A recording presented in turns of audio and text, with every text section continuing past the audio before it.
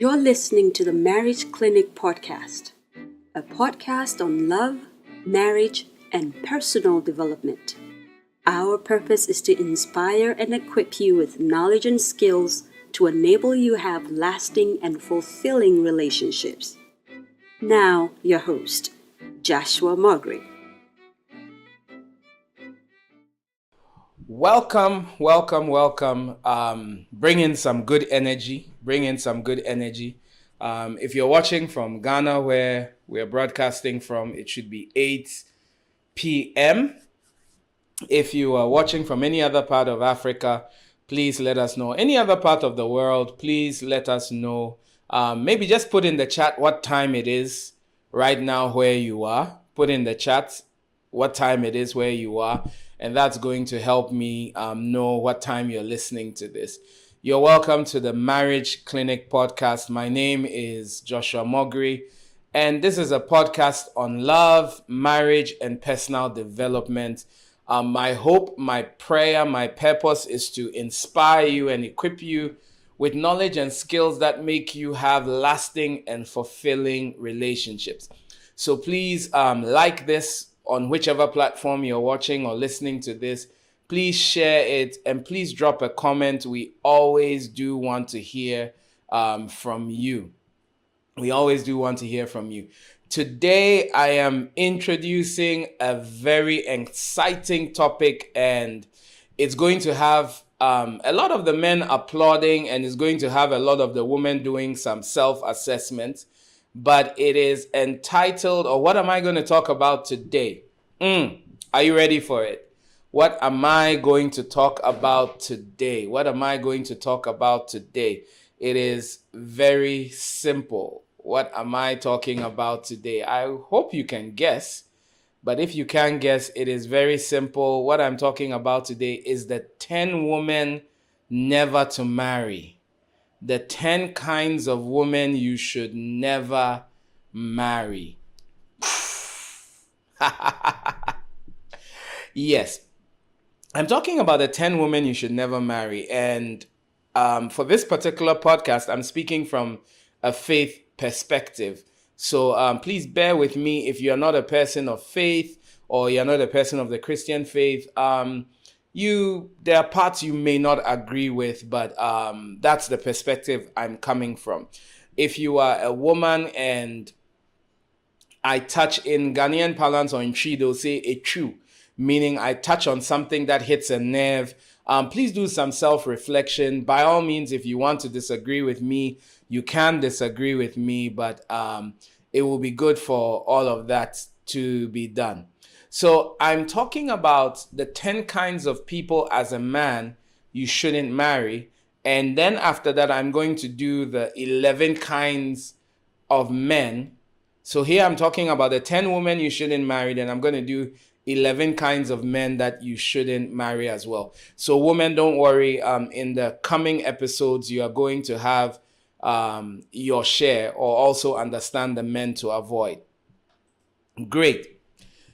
The first one is going to come at you. I'm coming from a faith standpoint, but it also works for people of different faiths as well, because these principles are applicable in any direction.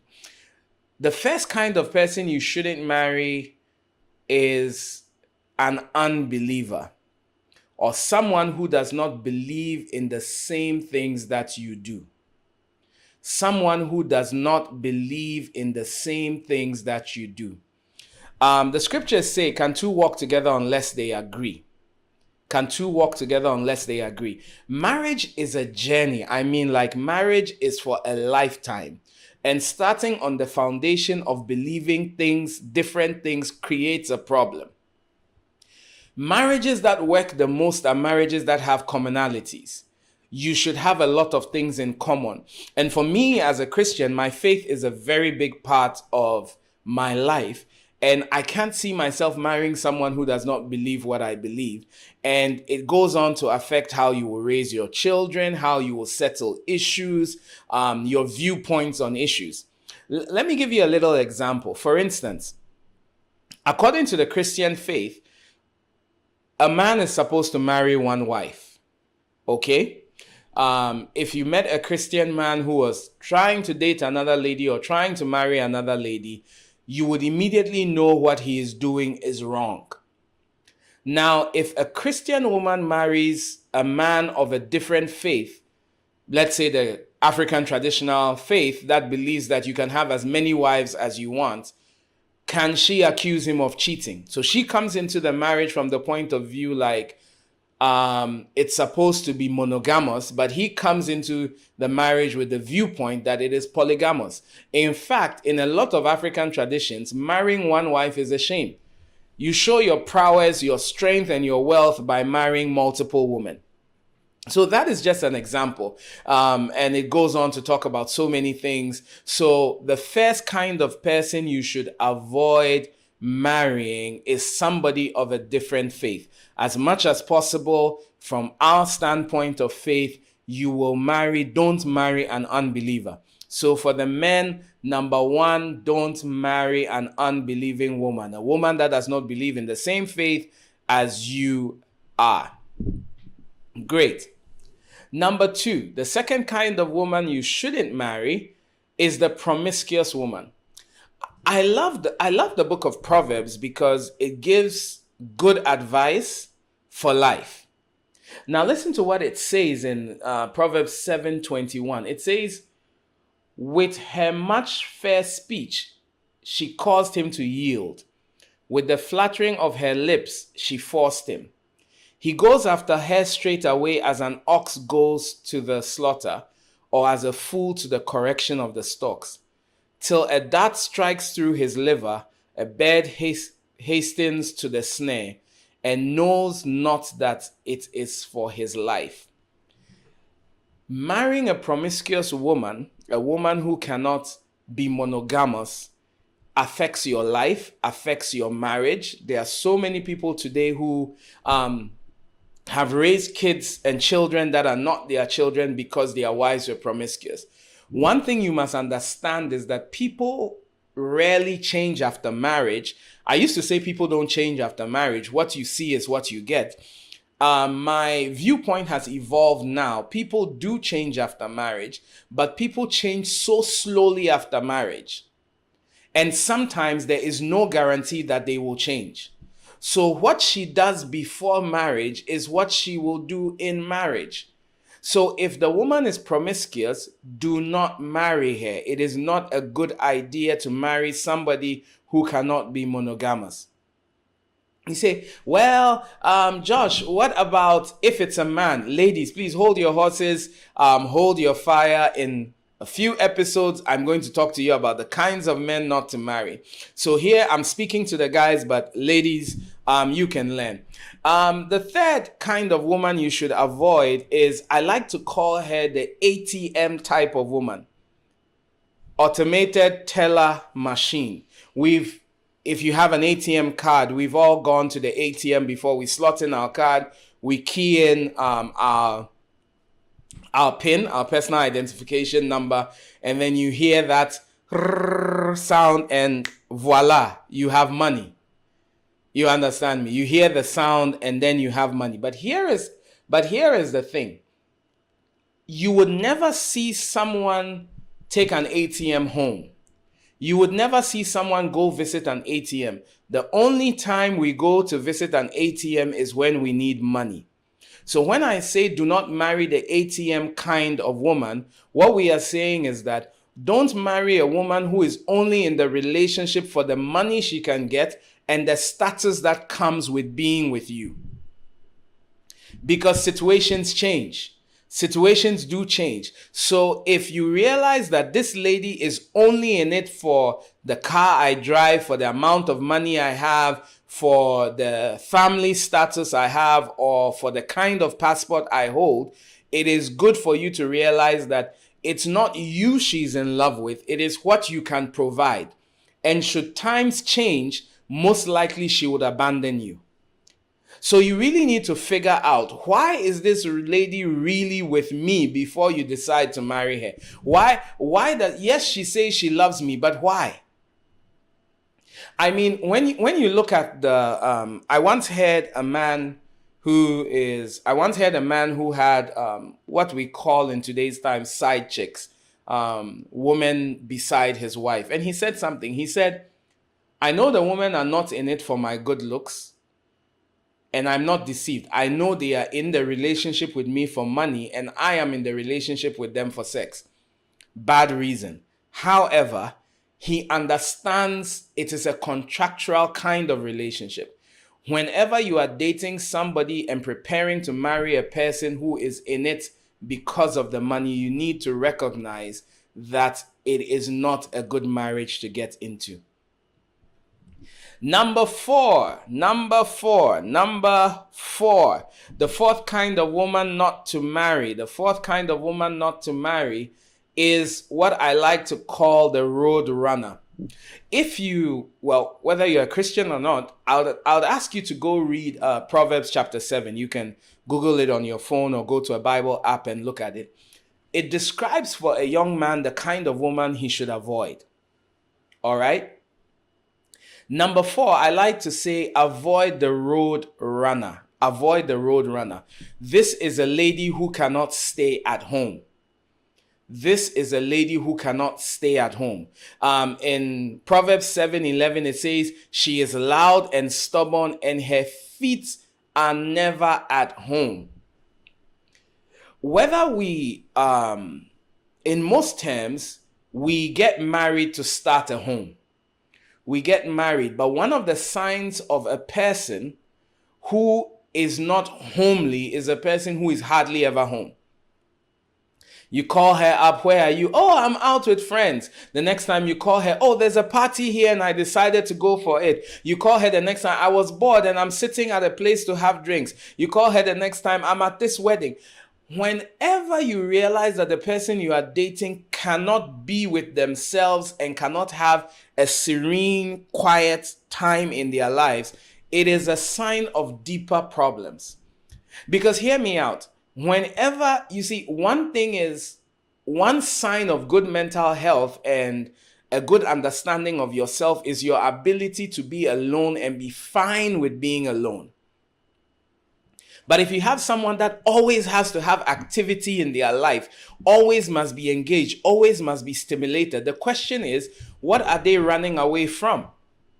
What are you running away from that puts you in a position where you cannot calm down and be at home or be by yourself? So here we are. If you find yourself with a lady who I like to call a road runner, who hardly can stay at home, we would not advise you to marry such a person. Remember that this is the Marriage Clinic podcast. We come to you every Thursday. We try to bring you information that is going to help you in love, help you in marriage, and help you in your personal development.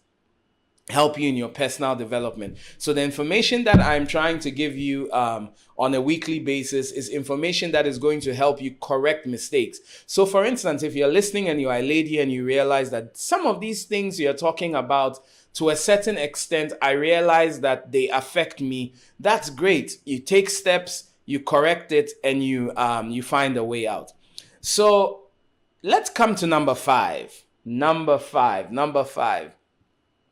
The fifth kind of person to avoid is the person that I like to call marriage or suicide. Marriage or suicide.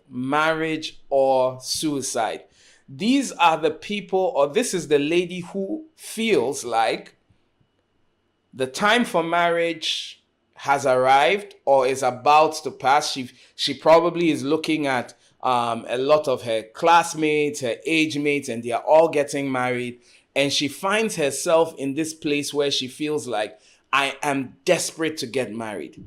So it is not about, I love you and I want to marry you. It is about, I want to have a ring on my finger. And that in itself is a problem. We should never be at the place where we feel like marriage is going to complete us. Let me explain this. Marriage is great, but marriage is not everything. And living your life only for the title of being married or so desperate for the title of being married creates a problem. It makes you, so what begins to happen to ladies who do this is that they end up marrying people they don't really want to be with but they just want the title of being a Mrs. And years down the line, it creates problems in the relationship. So it's important to know, it's really important to know that if the lady is so desperate for marriage and all she wants is marriage, every 2 sentences she's talking about marriage. It's not about who you are, where you are going, fueling the vision, how can I support on what we are doing. All she wants is marriage and the wedding ceremony. You must realize that it is not you she wants, it's the position she wants. And when she does get that position, most likely she would take you for granted. So let me give you a simple test. Ask her, why do you want to get married? And she will say, well, to be able, so we can start a family. And yeah, she will give you the usual one: start a family, companionship, I love you. Then you say, yes, but why me? After she says you are caring, you are loving, you are God-fearing, yes, but still, why me? You could find 10 guys who could do same. If you get that gut feeling that it's more about the wedding than about life, I would advise, and hey, the advice we give here is we're giving advice. You take it or you leave it. But the advice we give is, if you are in a relationship with a lady that it's marriage or suicide, she's desperate for marriage. She's willing to compromise so much for marriage. Then we would advise that take a step back. All right. Number 6, the 6th woman you should avoid marrying. Number 6, the 6th woman you should avoid marrying is the lazy girl. Today I'm coming at you with Proverbs. Proverbs 10 verse 4 says, a slack hand causes poverty, but the hand of the diligent makes rich. Here is the thing. If you read Proverbs 31 and you read other things about good women, a good woman should be willing to work hard to bring something to the table. She should add value to you as a man. But when you find yourself with a lady that is lazy, is not willing to work, is not willing to put in the hours, believes that she should be taken care of. Yes, look, listen. I'm married. I believe it's my responsibility to take care of my wife. But the thing is, I didn't marry a lazy woman. And you should avoid a lazy woman where she believes that the world owes her because she's beautiful. I don't know if you've ever met a woman like that who believes that the whole world should bow at my feet. Why? Because I'm pretty. Such a woman believes that my looks should cater for me. My looks should get me my rent. My looks should put credit or call time on my phone. My looks should get me the best man, and I am not willing to do anything. So young man, take a breather and look at the lady that you are with and ask yourself, what has she really done? What is she really doing with her life? I'm not talking about her being rich. I'm talking about her being diligent. Don't marry a lazy girl. She never starts anything. She's never doing anything. Always looking for someone to help her. I mean, when I was still single, this is like a decade and a half or more ago. I remember I met someone at a Christian program, and we got to be friends. And then the person hit me up on the phone, and she was like, "Can you help me pay for ABCD?" And we were just friends.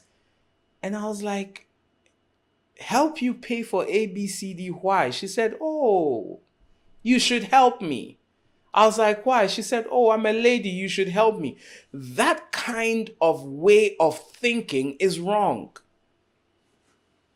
Because one question you need to ask yourself, a friend once told me this and it stuck with me. He said, the question you need to ask yourself is, if I have children with this lady, and God decides it's time for me to go, can she hold things down? If something happened to you and you couldn't work for a year, is she diligent enough to hold things down? And you see, marriage is a lifetime commitment. I'm not talking about somebody you want to have fun with for a week or 2 weeks or a month. I'm talking about somebody that you are considering spending the rest of your life with, and somebody you are considering having children with, and someone who will bear your name or hyphen your name to her name. Trust me, you don't want to marry the lazy girl. Now, number 7, the 7th kind of lady you shouldn't marry is the negative and uninspiring woman. The negative and the uninspiring woman. Proverbs 21 verse 19 says, it's better to live in a desert than with a quarrelsome and nagging wife. Proverbs 27 verse 15 to 16 says, the continual dripping of rain and the continual dripping of a rainy day and the contentious wife are alike. Try to keep her in check is like stopping a windstorm or grabbing oil with your right hand. Proverbs 25 verse 24 says, it's better to live in the corner of a housetop than in a house shared with a quarrelsome woman. Proverbs chapter 12 verse 4 says, a wife with strength of character is the crown of her husband, but the wife who disgraces him is like bone cancer. Proverbs 14 verse 1 says, a wise woman builds a home, but a foolish woman tears it down with her own hands. Proverbs chapter 11 verse 22 says, a beautiful woman who lacks discretion is like a gold ring in a pig's snout. The woman you marry, or the woman you are preparing to marry, should inspire you to greater heights. She should be an Abigail, a woman who can speak life into you, a woman who you can share ideas, your dreams, your goals, where you want to go to, what you want to do. And she should be someone that you would want to come home to. So while you're dating and while you're courting, you need to begin to look at what kind of personality does she have? How negative is she? How does she view life? How many times has she inspired me to be a better person? When you begin to ask yourself these questions, it is easier for you to know if this is a negative person, an uninspiring woman I'm going to marry, or this is somebody that is coming into my life and we are going to be the fire and the wind under our sails that are going to spur us on to a better life. Because marriage is long. One time, one of my kids asked, how long is forever? I said it's which means it keeps going. So you need to ask yourself, does this person inspire me? So point number 7 or rule number 7 or advice, I prefer to say advice number 7 is do not marry a negative and uninspiring woman. All right? Number 8, don't marry the slay queen. Don't marry the slay queen. Proverbs 7 verse 10, it says, and behold, there met him a woman with the attire of a harlot and the subtle of heart. What does it mean? When you find out that this lady is only about dressing, looking good, makeup, being out there, exposing. Look, let me put it this way. How do I put it tactfully? I believe that a woman should dress to look nice. I believe that a woman shouldn't be drab. You understand me. However, the way a woman dresses says a lot about her personality. And if she's all about showing skin and enticing men, that is all she has to sell. So if she is a slay queen, if she is somebody who is all about dressing, all about flirting, all about showing body parts, all about being on the gram and on TikTok and on all the social showing things, she may not be wife material. And don't worry, ladies, I'm going to come and talk about what may not be husband material in the next episode. Number 9, the self-centered woman, the woman who thinks only about herself, who is concerned about what she is doing, who is concerned about what she can get, the woman who is not kind, a person who is not willing to help out. The 9th woman not to marry is a self-centered woman. A woman that keeps thinking about me, myself, and I. And so ask yourself, the person I'm dating, and think about this before you propose. The person I am dating, hey, is she self-centered? Brings us to number 10. As I said, I'm a person of faith. I am a person of faith. And number 10 is the prayerless woman. The person should have a relationship with God. The person should be willing to pray. The person should be able to cry out to God in times you cannot cry out to God. So the prayerless woman is a woman that you should avoid. The prayerless woman is a woman that you shouldn't marry. So let's do a quick recap as we are coming to the end of this episode. We said number 1, do not marry the unbeliever. Number 2, do not marry the promiscuous woman. Number 3, the ATM, the woman that's only in it for what she can get and what you can give her. Number 4, the Roadrunner. This is the person who cannot be by themselves, always has to be distracted. Number 5, the marriage or suicide type. That is the person who is so desperate for marriage. The person who wants to be married to anybody. Number 6, the lazy girl. Number 7, the negative and uninspiring. Number 8, the slay queen. Number 9, the self-centered person. Number 10, the prayerless woman. So, hey, as we come to the end of this podcast, I want to remind you this is the Marriage Clinic podcast. This is a podcast about love, marriage, and personal development. I want to encourage you to share this with friends. So do these simple things for me. Wherever you're watching it right now, please, if you've enjoyed this, kindly like. Liking helps us because it puts this in front of people like you on socials that will also get this. Please like, please put in a comment, say something in the comment section. Please share it on your socials so that more people can find it. Please also share it privately with people who may need it. And please, word of mouth, tell people about this. Tell them that, hey, there's this person in Ghana that we have heard from and he's saying some real good things. You should keep listening. So it's been great. Please send us private messages and any questions you have. Even when you disagree with what I've said, please do send me a message and we'll be able to debate it. So take care, enjoy your week, and we'll be back here next week. All right. Thank you.